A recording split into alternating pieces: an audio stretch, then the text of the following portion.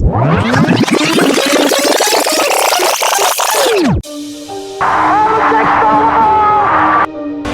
there's a steal by Bird. Underneath the DJ, lays it in. Pierce for three. It's good. Tatum puts up a three. Bang!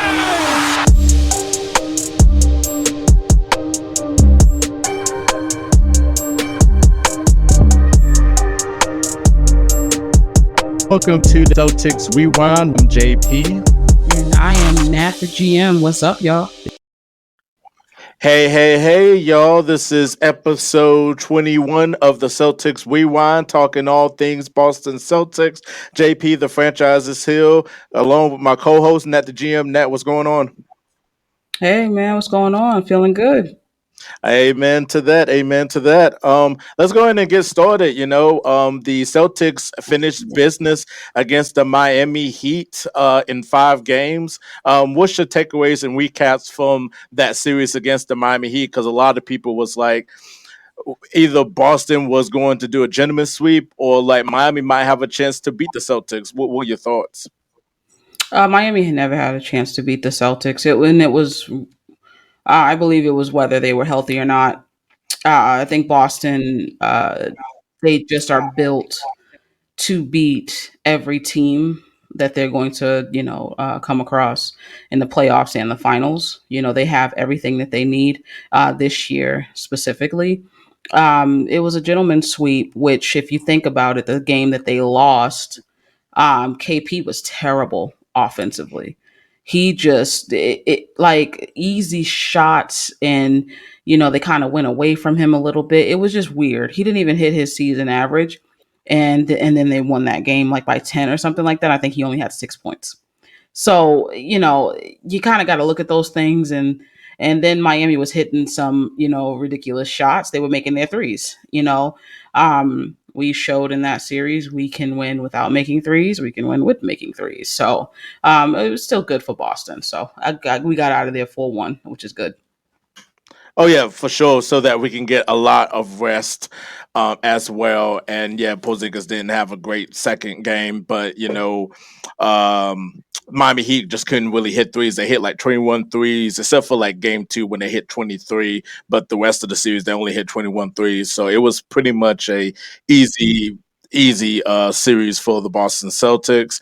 How worried are you with the Porzingis injury? Because I'm not really too much worried just because of he's getting rest, and then we got like backup bigs that can really take his place and play their role. So I'm not really worried much about it, but we can't win a championship without him. So how worried are you with the Porzingis injury?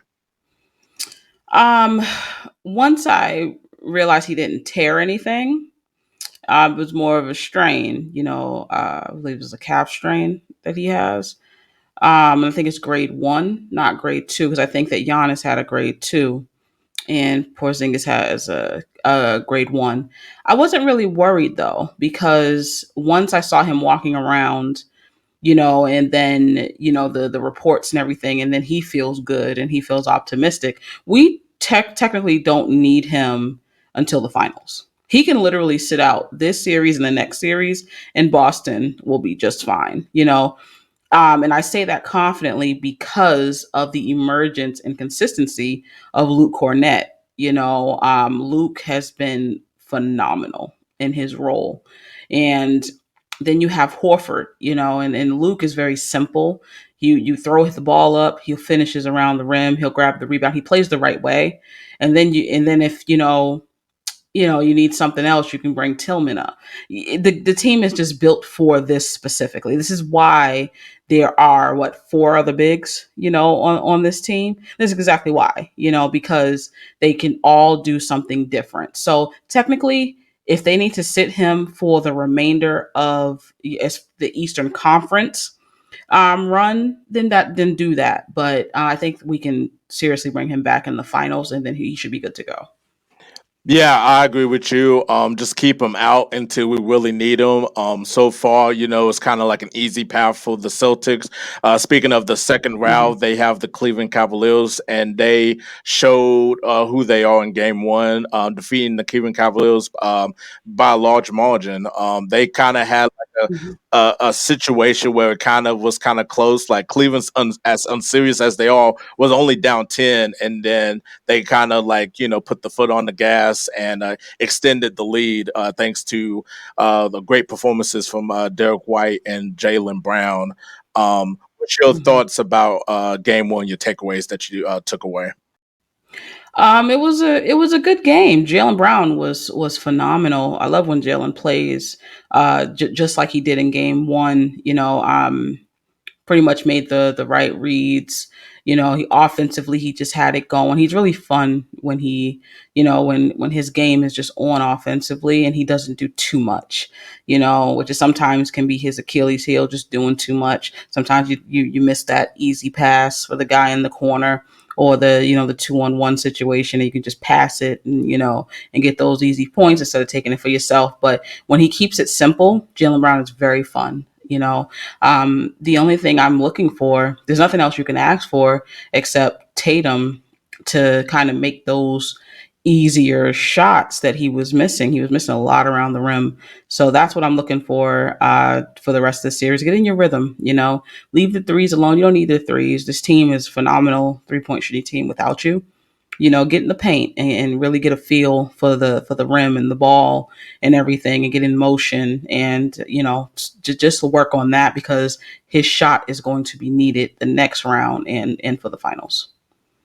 Great points too as well. That was going to be my next question. Is just like the rest of the series, how would the Celtics would do? How many games do you think the Celtics is going to take against the Cleveland Cavaliers? I said like it probably going to be another gentleman sweep. I think Cleveland might get one game at home, and then they're going to end up Celtics going to end up winning in 5 games. How many games are you giving the Celtics against the Cavaliers? It should be a sweep, but I'm going to say a gentleman sweep. Yeah, that's my thought process too as well. So but yeah, so hopefully the Celtics really respond. Hopefully they keep playing the same way that they always been playing. Daryl White been performing really well in the playoffs. Shout out to Daryl White. He's been Absolutely. really huge with the 3-point shooting and playing defense too as well. And as much of good news we can talk about the Celtics. Fortunately, there's been some bad news that came out today in terms of the Boston Celtics. Former Boston Celtic player Glenn Big Baby Davis is serving 40 months in prison for his role in the scheme of the health and wellness of the NBA for the retirement plan for the former pro basketball players. And then he's doing supervised service for 3 years after he gets out of prison. So really sad news on top of that, though. And then also other good news too as well. Boston Celtics assistant coach Charles Lee agreed to a deal to become the head coach of the Charlotte Hornets.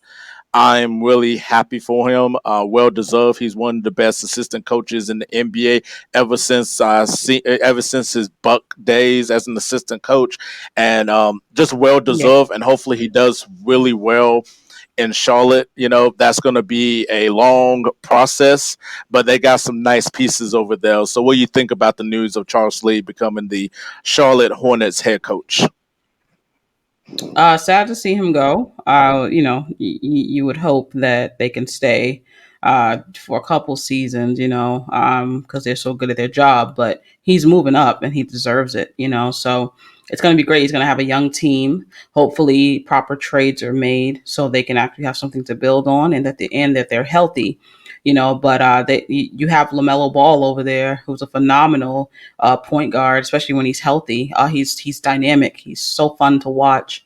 And then you have Brandon Miller over there. Those are the two guys that you are going to be building around. So everyone else pretty much, you can probably do something with those pieces and just get some consistency and some stability over there. And I think once they do that, it's going to be great. Just give him time though, because there's too many times that coaches, they get these opportunities, and then when they don't win after 2 years or 3 years, you let them go. But the front office has to do some work too. So good luck, Charles. Amen to that. I agree with you 100% with this. This is episode 21 of the Celtics Rewind, talking all things Boston Celtics. Hopefully we will get the gentleman's sweep against the Cleveland Cavaliers so we can see either the Pacers or the Knicks for the Eastern Conference Finals. Most likely I want to see the Knicks just because we want to shut a lot of Knicks fans up. I don't even care how healthy OG Anunoby is. I don't really care at the end of the day. We're going to beat y'all in the Eastern Conference Finals, and we're going to be walking with a championship in our hands, whoever's coming out the West. But it is what it is. We have to take it one step at a time, though. So, JP, the franchise, Nat, the GM, and we'll see y'all later. Peace, y'all. Later, guys.